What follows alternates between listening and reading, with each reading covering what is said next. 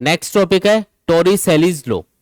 देखो टोरिसेलीज लॉ हम यूज करते हैं जब भी वाटर किसी भी कंटेनर के किसी एक होल से बाहर निकल रहा होता है, तो उसके लिए हम तीन चीजें कैलकुलेट करके देखते हैं। यहाँ से जब फ्लूइड बाहर निकल रहा होगा तो एक तो उसकी वेलोसिटी कितनी होगी, उसको v मान लेते हैं। फिर फ्लूइड को यहाँ से यहाँ तक गिरने में कितना टाइम लगेगा, t हम कैलकुलेट करेंगे। और तीसरी चीज इसकी रेंज क्या होगी, फ्लूइड यहाँ से कितनी दूरी पे जाके गिर रहा होगा उसको हम बोलेंगे रेंज। तो ये तीन चीजें आपको कैलकुलेट करनी है। यहाँ पे किसी कैपिटल H हाइट तक मान लो फ्लूइड भरा हुआ है इस कंटेनर के अंदर, और ये जो होल है इसके ऊपर जो फ्लूइड की हाइट है वो है मान लो स्मॉल h के बराबर। ठीक है, ये हमने एज्यूम कर लिया। यहाँ से फ्लूइड बाहर निकल रहा होगा, तो यहाँ पे एक काम करते हैं, जहां पे होल किया हुआ है उस पॉइंट के ऊपर एक पॉइंट एज्यूम कर लेंगे, मान लो ये पॉइंट है A, और उसी लेवल पे फ्लूइड के अंदर एक पॉइंट एज्यूम कर लेंगे, ये पॉइंट है मान लो B। अब इन दोनों पॉइंट्स के लिए जो बर्नौलीज प्रिंसिपल है वो अप्लाई करेंगे, और उससे हमारे पास फ्लूइड की वेलोसिटी यहाँ पे कितनी होगी वो निकल के आ जाएगी बिल्कुल आसानी से। देखो कैसे, ये वाला जो पॉइंट है इसके ऊपर कितनी हाइट तक फ्लूइड भरा हुआ है, H हाइट तक। तो यहाँ पे जो प्रेशर एनर्जी होगी फ्लूइड के पास वो बराबर होगी P0 प्लस रो जी एच के बराबर। P0 मतलब एटमॉस्फेरिक प्रेशर जो लग रहा होगा इस फ्लूइड के ऊपर, प्लस रो जी एच मतलब H हाइट का जो लिक्विड है उसकी वजह से जो प्रेशर डेवलप होगा वो। अब इस वाले मॉलिक्यूल के पास या इस वाले पॉइंट पे जो भी फ्लूइड का मॉलिक्यूल होगा उसके पास ना तो क्या होगा, यहाँ पे जो भी फ्लूइड होगा उसके पास ना तो काइनेटिक एनर्जी होगी क्योंकि स्पीड नहीं है, रुका हुआ है यहाँ पे, और ना ही पोटेंशियल एनर्जी होगी क्योंकि इस लेवल को हम ग्राउंड लेवल एक बार एज्यूम कर लेते हैं ताकि थोड़ी कैलकुलेशन इजी हो जाए। ठीक है, तो आपको सिंपली क्या करना है, यहाँ पे देखना है कि प्रेशर एनर्जी इस फ्लूइड के पास में कितनी है, वो होगी P0 प्लस रो जी एच के बराबर। फिर यहाँ से जब फ्लूइड बाहर निकल रहा होगा तो इसके पास काइनेटिक एनर्जी भी है, साथ में कुछ प्रेशर एनर्जी भी होगी। प्रेशर एनर्जी कितनी होगी यहाँ पे, तो यहाँ पे ये जो मॉलिक्यूल है ये कंटेनर से जस्ट बाहर आ गया, तो यहाँ पे सिर्फ एटमॉस्फेरिक प्रेशर इसके ऊपर लग रहा होगा P0। तो इसके लिए लिखेंगे प्रेशर एनर्जी P0 होगी इसके पास, और काइनेटिक एनर्जी कितनी होगी per unit volume, half rho v square के बराबर होगी। बाकी यहाँ पे और यहाँ पे जो पोटेंशियल एनर्जी होगी इस फ्लूइड के पास में वो बराबर होगी, इसलिए पोटेंशियल एनर्जी रो जी एच और रो जी एच यहाँ पे मैंने दोनों साइड में लिखा नहीं है क्योंकि वो कैंसिल हो जाएगा, इसलिए नहीं लिखा है। ठीक है, ये P0 तो उड़ा दो दोनों साइड में, और हमें v कैलकुलेट करना है, तो ये आएगा rho g h equal to half rho v square, तो रो v उड़ जाएगा यहाँ पे, और v इक्वल टू आएगा अंडर रूट 2gh के बराबर। यानी कि जब फ्लूइड इस पॉइंट से बाहर निकल रहा होगा, इस होल से बाहर निकल रहा होगा, तो उसकी स्पीड कितनी होगी, अंडर रूट 2gh के बराबर होगी। कौन सी थ्योरम लगाई है मैंने, बर्नौलीज थ्योरम या बर्नौली प्रिंसिपल अप्लाई किया है। दूसरी चीज हमको कैलकुलेट करने की, यहां से जब फ्लूइड यहाँ पे जाके गिरेगा तो उसको कितना टाइम लगेगा। तो मान लो कि ये वाली जो हाइट है यहाँ से यहाँ तक की ये h1 है। h1 वैसे कितना है यहाँ पे, h1 की वैल्यू है यहाँ पे, टोटल हाइट में से h को माइनस कर दो, h माइनस स्मॉल h। ठीक है, तो इतनी हाइट नीचे गिरने में फ्लूइड को कितना टाइम लगेगा, ये टाइम हम कैलकुलेट करके देखेंगे। तो फ्लूइड ऐसे हॉरिजॉन्टली बाहर निकल रहा है, तो वर्टिकल डायरेक्शन में फ्लूइड के पास यहाँ पे कोई वेलोसिटी नहीं है, तो शुरुआत में initial velocity along the Y axis fluid के पास कितनी है, 0। वाई एक्सिस के अलोंग इस फ्लूइड के ऊपर जो एक्सेलरेशन काम कर रहा होगा वो होगा एक्सेलरेशन ड्यू टू ग्रेविटी, यानी g के बराबर।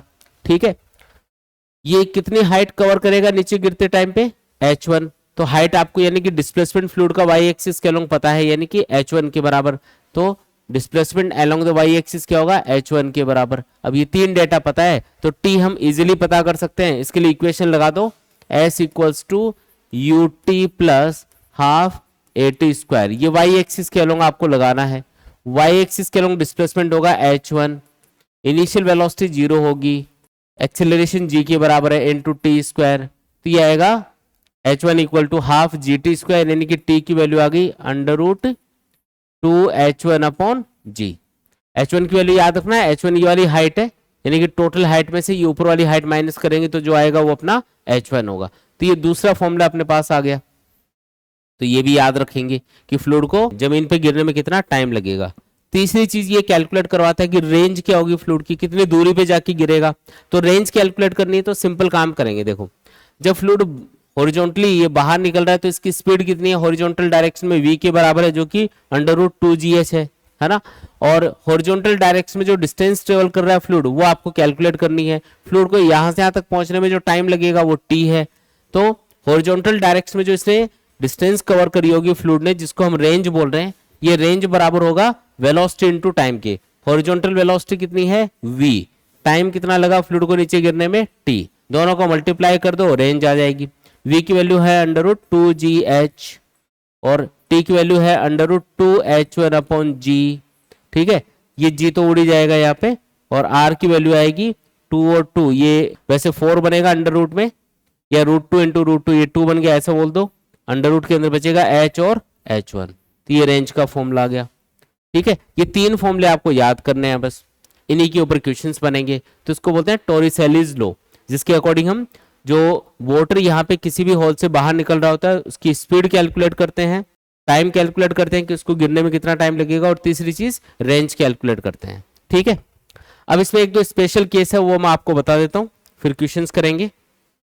स्पेशल केस क्या है वो देखो, मान लो कि कोई कंटेनर है, ठीक है, और आपको बोला जाए कि इसमें h हाइट तक फ्लूइड भरा हुआ है। अब इसके अंदर एक होल करना है, और होल इतनी हाइट पे करना है ताकि इससे जब फ्लूइड बाहर निकल रहा हो तो वो मैक्सिमम दूरी पे जाके गिरे, मतलब रेंज आपको मैक्सिमम मिलनी चाहिए। रेंज क्या मिलनी चाहिए? मैक्सिमम। तो उसके लिए होल कहाँ पे करना चाहिए? बॉटम के पास करना चाहिए या ऊपर करना चाहिए, ये आपको पूछा जाता है। तो याद रखना यहाँ पे मैक्सिमम मिनिमम थ्योरम हम लगाते हैं और उससे सॉल्व करके देखते हैं, तो आंसर ये आता है कि होल एकदम बीचों बीच होना चाहिए, तभी ये मैक्सिमम दूरी पे जाके गिर पाएगा। अगर आप होल का जो पोजीशन है अगर वो ऊपर रखोगे तो फ्लूइड पहले नीचे गिर जाएगा, क्योंकि इसके ऊपर जो पानी होगा ना या जो फ्लूइड होगा उसका हाइट कम रहेगा, जिसकी वजह से ये पास में गिर जाएगा इसके पास। अगर होल का साइज ज्यादा नीचे कर दिया तो ग्रेविटी इफेक्ट की वजह से भी ये वाटर जब बाहर निकल रहा होगा तो नीचे की तरफ ग्रेविटेशनल फोर्स लगेगा, तब भी वो पहले ही गिर जाएगा। अगर मैक्सिमम दूरी पे वाटर को या फ्लूइड को गिराना है तो उसके लिए क्या करना पड़ेगा? जो होल है वो कहां पे करना पड़ेगा? एकदम मिड में करना पड़ेगा, यानी कि h/2 हाइट पे करना पड़ेगा बॉटम से, या फिर ऊपर वाले लेवल से h/2 डेप्थ के ऊपर होल करना पड़ेगा। तो ये सीधा याद रखना है, ये हाइट दे रखी होती है, इसका हाफ कर देना, उतनी हाइट के ऊपर मैक्सिमम रेंज के लिए आपको होल करना चाहिए। पहला इंपॉर्टेंट पॉइंट है। दूसरा इंपॉर्टेंट पॉइंट इसके अंदर ये है कि मान लो कि एक कंटेनर अपने पास है, सेकेंड इंपॉर्टेंट पॉइंट है ये, मान लो कि एक कंटेनर अपने पास है और इस कंटेनर के बॉटम पे आपने एक होल किया हुआ जिसका क्रॉस सेक्शनल एरिया है A0, और ये जो कंटेनर है ये कोई सिलेंड्रिकल कंटेनर है, इसका जो क्रॉस सेक्शनल एरिया है वो है A। जो कंटेनर है उसका क्रॉस सेक्शनल एरिया A है और जो होल है उसका क्रॉस सेक्शनल एरिया है A0, और पूरा इसको पानी से भरा हुआ, मान लो किसी फ्लूइड से इसको पूरा भर दिया। अब आपको पूछा जाता है कि इसको खाली होने में कितना टाइम लगेगा। क्या पूछा जाता है?